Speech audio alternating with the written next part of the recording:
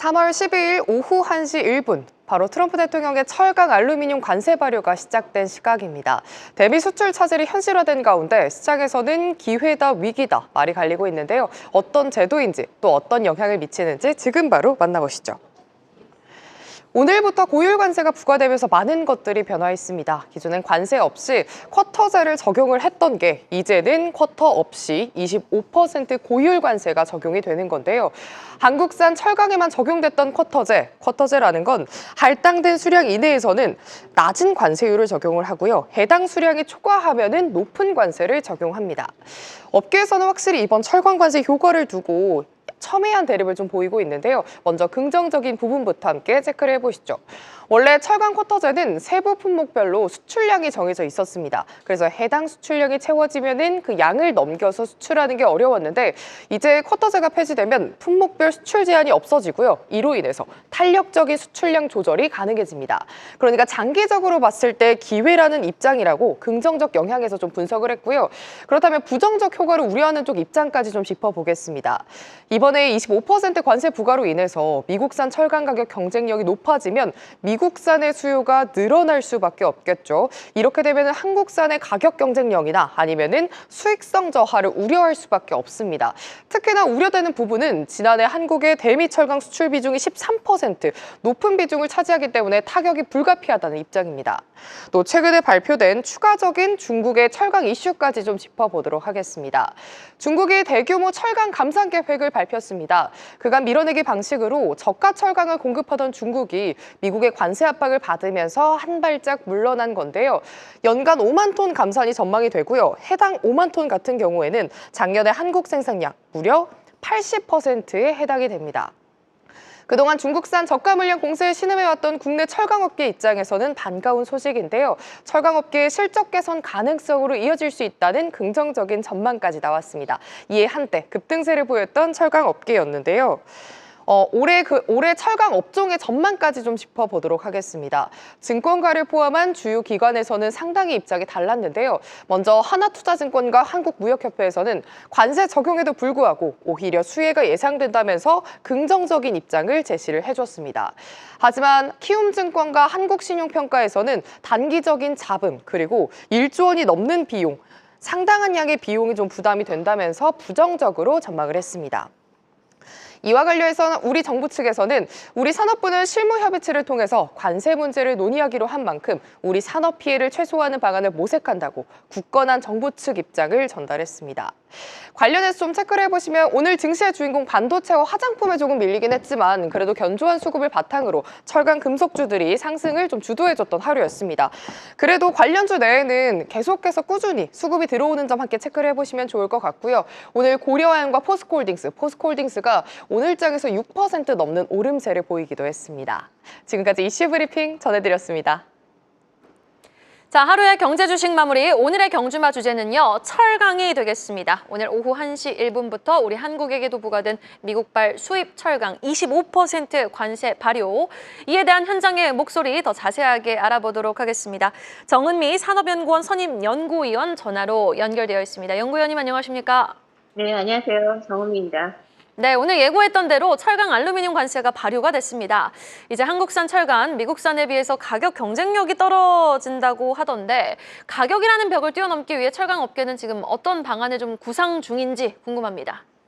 예, 미국은 철강에서 강력한 보호주의, 무역주의를 고수하고 있어서 수입 제품과 미국 내수 가격이 약 15에서 20% 정도 가격 차이가 난다고 합니다. 25% 정도가 부과되면 가격 경쟁에서 메리트는 사라지는 것은 원칙적으로 맞습니다. 그렇지만 가격 수준이 비슷하게 되더라도 우리 수출 제품에서 가격으로 경쟁하는 제품군 비중이 크지 않아서 크게 우려할 수는 아닙니다. 그럼에도 불구하고 품질을 계속 높이고 그리고 생산 비용을 절감하고 그리고 수요 산업과의 협력 관계를 구축하는 것, 그것을 통해서 이것을 극복해 나가는 그런 방안을 강구하고 있습니다.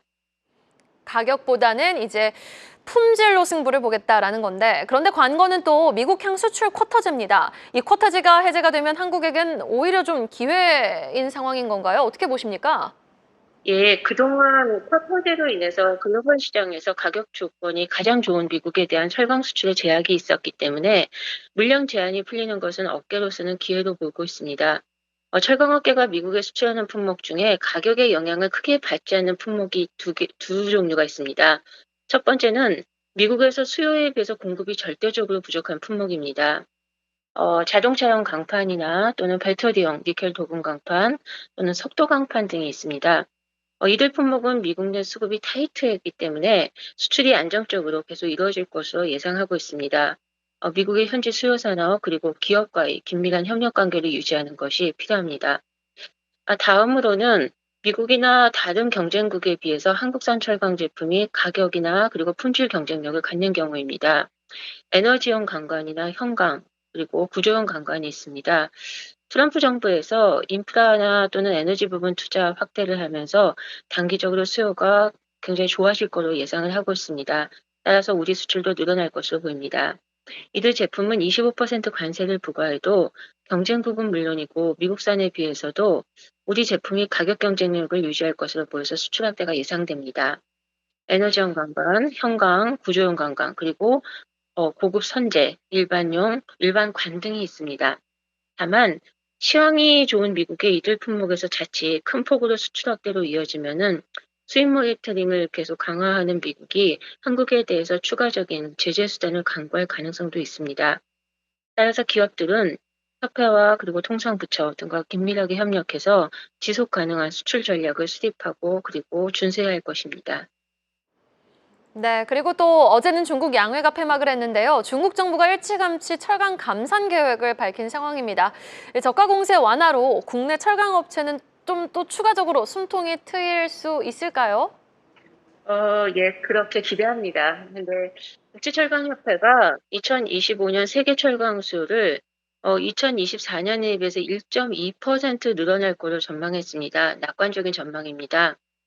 근데 중국은 그럼에도 불구하고 건축용 철강제 수요 위축이 되고 그리고 대량 재고 부담으로 2024년에 3% 감소에 이어서 2025년에 다시 철강 수요가 1% 감소할 것으로 예상했습니다.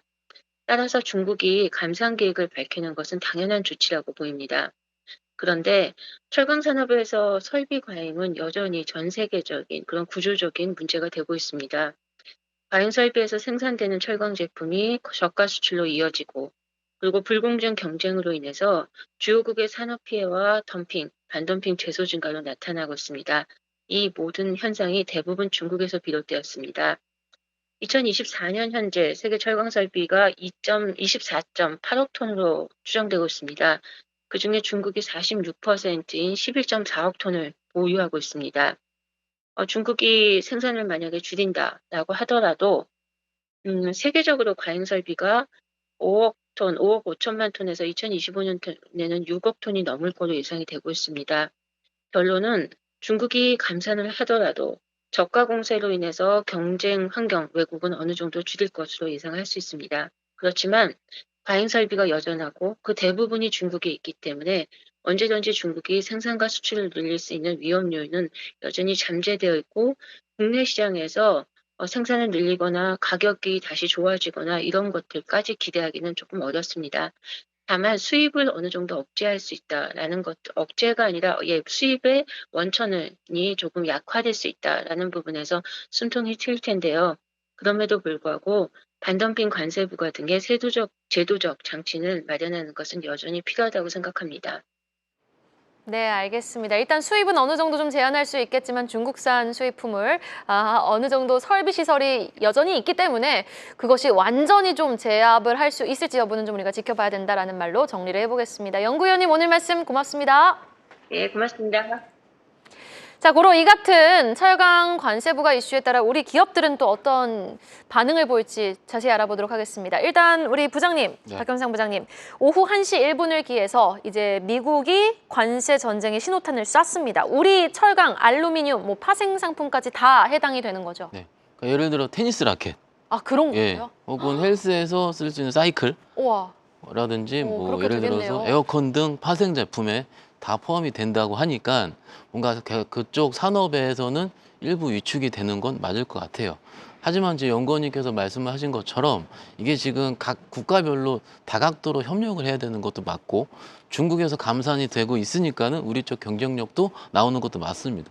특히 현대제철이라든지 이런 업체들 같은 경우는 이미 전기로에서 미국이랑 협의하고 있다는 부분도 충분히 우리가 알려진 부분인 만큼 우리가 지금 막상 뉴스를 대했을 때는 굉장히 좀 어려울 것 같고 그런데 주가는 잘 올라요. 네. 오늘 포스코홀딩스라든지 보시면은 잘 오르잖아요. 오고장 들어서 예. 또 올랐어요. 또. 근데 그 종목들의 컨셉이 뭐냐면 그런 쪽이 최근 한 3년 동안 지금 우리가 쳐다보고 있지 않다가 지금 공매도 해제를 앞두고 나서 지금 시장의 컬러 자체가 저 PBR 섹터, 즉 굉장히 싸고 어느 정도 영업이익은 조금씩 나올 수 있는 이런 섹터로서 지금 순환매로 돌고 있는 중이긴 하거든요.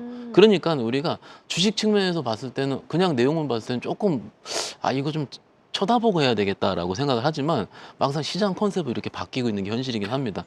그렇기 때문에 또 두 번째 같은 경우는 이거죠. 지금 트럼프 트레이드, 트럼프가 얘기를 했는데 캐나다산에서 추가적으로 25% 관세한다고 했잖아요. 어제 했다가 오늘 아침 말 바꿨죠. 다시 이제 그건 처리하겠다라고. 지금 계속 지금 협상을 하고 있는 중이긴 하니까는 이게 반나절만 안 쳐다보더라도 트럼프 입에서 나오는 뉴스 플로우를 우리가 얘기하기 힘들 정도로 굉장히 빠른 뉴스 플로우가 진행되고 있어요.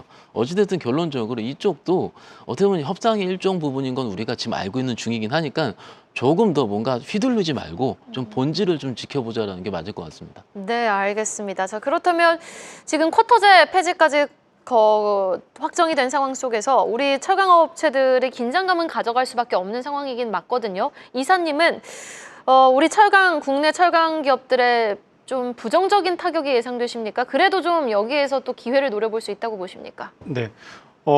이번 트럼프 행정부의 의도가 너무나 명확하죠. 관세를 이제 부과할 텐데 너네 관세를 내기 싫으면은 미국에 와서 공장을 지어라 라는 어떤 그런 의도가 명확히 드러난 것 같습니다.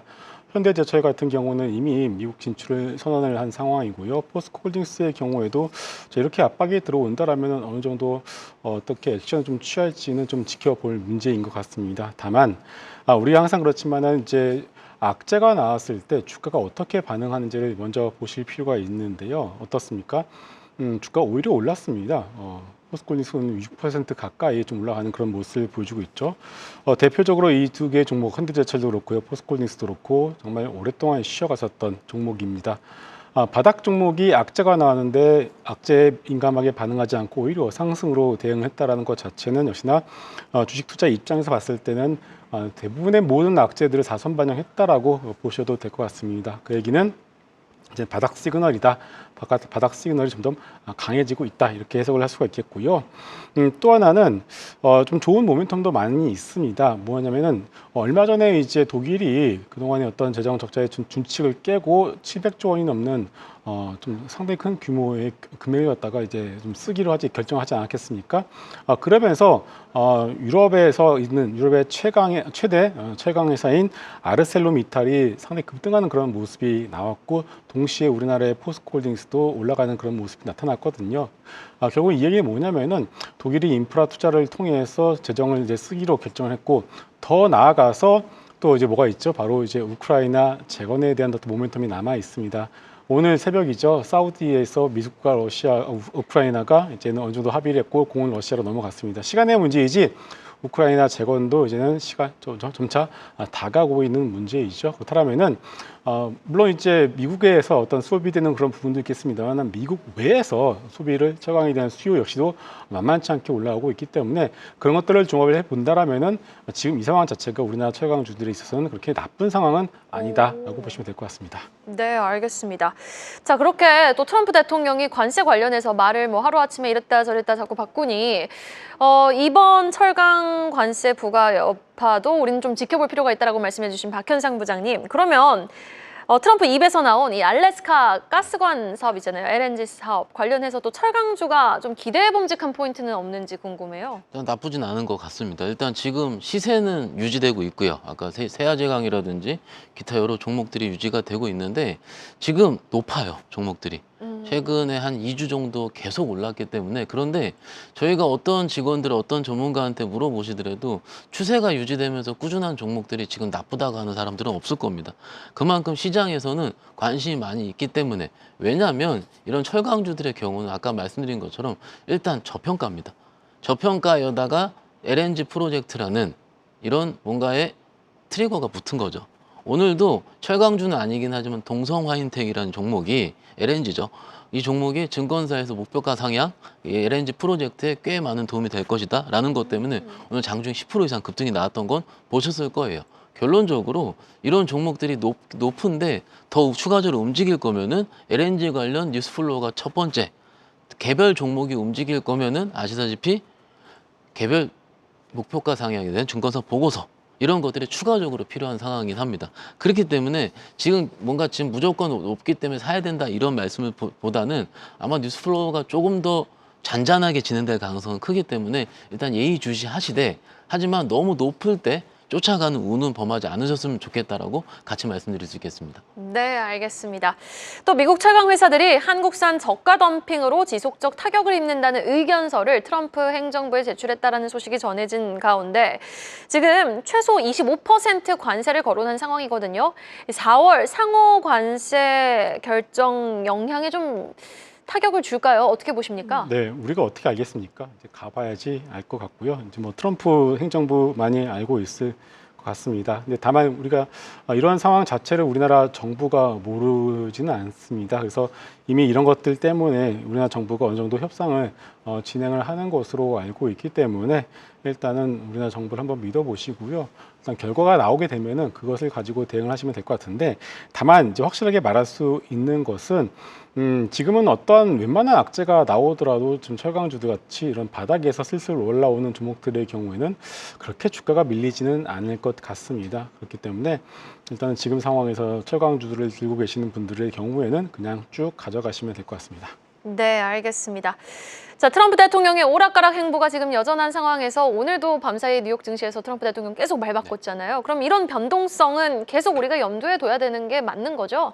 일단 변동성은 계속 되겠죠. 되는데 트럼프 행정부는 아마도 트럼프의 힘이 가장 센 시기 취임 후 100일 정도 그러니까 1월 20일 정도에 취임을 했으니까는 얼추 한 4월 중순 정도까지 빨리 마무리하려고 할 겁니다. 그렇기 때문에 지금 3월 중순이 지나고 있기 때문에 1, 2월 달의 변동성보다 줄어들 가능성이 제가 보기엔 크거든요. 근데 더 중요한 건 오늘 밤부터 계속될 CPI든 내일 PPI든 이번 주는 물가 주간이잖아요. 매크로 변수도 잘 살펴보면 좋을 것 같고요. 아마 추세적으로 봤을 때 지금 돌리는 중이기 때문에 아마 요것만 지금 잘 넘기기만 한다면은 내일 우리 만기도 지나고요. 그러면 네. 조금 안정화될 가능성은 크다라고 생각하고 있습니다. 네, 알겠습니다. 김성훈 이사님도 이 의견에 동의하십니까? 네. 일단 뭐 트럼프 대통령 그쪽에서 이제 노이즈를 일부러 유발을 하고 있죠. 그쪽에서 원하는 것은 저유가, 저물가, 저금리입니다. 미국채 10년물 금리에 계속 주목을 하고 있고 아마 제 생각에는 미국채 금리 10년물을 3%대로 끌어내리는 것이 목적이지 않을까 싶습니다. 그렇기 때문에 그 숫자를 보기 전까지는 신시장적인 어떤 행동을 보이지 않을 가능성이 높을 것 같아요. 그래서 그 얘기는 뭐냐면은 결국은 미국발 변동성은 언제라도 나올 수 있다. 어제 미국 시장이 조금 이제 바닥을 좀 잡는 듯한 모습이 나왔습니다만 오늘 밤 또 어떻게 될지 모르는 거죠. 특히나 이제 미국 시가총액 1인 애플마저도 오늘 상당히 좀 크게 밀리는 모습이 나타났습니다. 그 얘기는 뭐냐면은 미국 시장에서 유동성이 빠져나가고 있다는 뜻이거든요. 그래서 결국 이제 심리가 중요할 수밖에 없다라면은 미국에서 어느 정도의 변동성이 나온다라면은 우리도 오늘 차츰 좀 강한 모습을 보여주고 있습니다만은 적어도 어제처럼 적어도 시작할 때는 좀 흔들리면서 시작할 가능성이 크다라고 보고 있고 또 하나 우리 시장 대통령 탄핵에 대한 어떤 그런 이벤트들도 아직까지 남아 있고 무엇보다 3월 말부터 시작된 공매도에 의한 그래서 오늘부터 어떻게 보면 그 공매도를 대비하는 그런 포트폴리오 조정이 나타나고 있습니다. 그래서 결국은 한 가지 단어죠. 변동성에 대한 부분들은 항상 대비를 하실 필요가 있을 것 같습니다. 네, 알겠습니다. 참 난이도가 어려운 시장이죠. 변동성도 염두에 둬야 되고 섹터별로 순환매도 너무 빠르게 이루어지고 있는 상황입니다. 자, 이런 가운데 오늘 밤 미국의 CPI 물가지표 발표를 앞두고 있는데 두 분의 내일장 전략 들어보도록 하겠습니다. 먼저 김성훈 이사님 전략부터 들어볼까요? 네, 일단은 이제 많이 올라간 종목들의 경우에는 이제 슬슬 변동성이 나타나고 있습니다. 신규 접근에 대해서는 내가 이 섹터에 대해서 너무 이제 좋아하시더라도 조금 이제 매수에 대한 타이밍을 좀 늦추실 필요가 있지 않나라고 생각을 하고 있고요. 그리고 바닥에서 올라가는 대형주들이 있습니다. 지난주부터 뭐 포스코홀딩스, 현대제철, LG이노텍, 삼성전기 그리고 뭐 이런 대표적인 어떤 대형주들이 바닥에서 슬슬 고개를 들고 있고 오늘은 대표적으로 삼성전자가 어제에 이어서 오늘도 올라가고 있죠. 포트폴리오의 어떤 변화가 나타나는 시기이니만큼 거기에 맞춰서 어느 정도의 어떤 대응 전략이 필요하겠고요. 또 이제 실적을 동반하지 않고 내러티브만 가지고서 많이 올라간 코스닥 내 어떤 일부 종목들과 섹터들이 있습니다. 이런 것들이 공매도가 시작되면은 대표적으로 공매도 타깃이 될 수밖에 없겠죠. 그래서 그런 것들에 대해서 내 종목이 과연 공매도가 시작됐을 때 그런 공매도와 어떤 공매도에서 내가 잘 대응을 할 수 있는지에 대해서 한번 자문자답하는 어떤 그런 시간이 필요할 것 같습니다. 네, 알겠습니다. 박현상 부장님 전략은요? 저도 거의 비슷하고요. 그런데 이거죠. 시장이 안정화된다면 또 쉬워질 겁니다. 근데 지금은 쉽질 않습니다. 그러면 여러분의 선택은 쉽기 전까지는 쉬워지기 1박 2일, 2박 3일 같이 내 수익 매매를 할 수 있을 정도의 시장 컨디션이 되기 전까지는 당일 매매에 국한해야 된다는 거죠. 당일 매매 국한을 할 거면은 그날 들어갔다가 내일도 들어갈 수 있을 거 어떻습니까? 현금 있어야 되지 않습니까? 그러니까는 현금은 당일 만드는 게 가장 맞다라고 생각하고 있습니다. 네, 여기까지 들어보겠습니다. 지금까지 김성훈 이사, 박현상 부장과 함께했습니다. 말씀 고맙습니다. 계속해서 다양한 경제 이슈를 알고 싶다면 구독과 좋아요, 알림 설정 부탁드립니다. AI 캐스터 권미정이었습니다.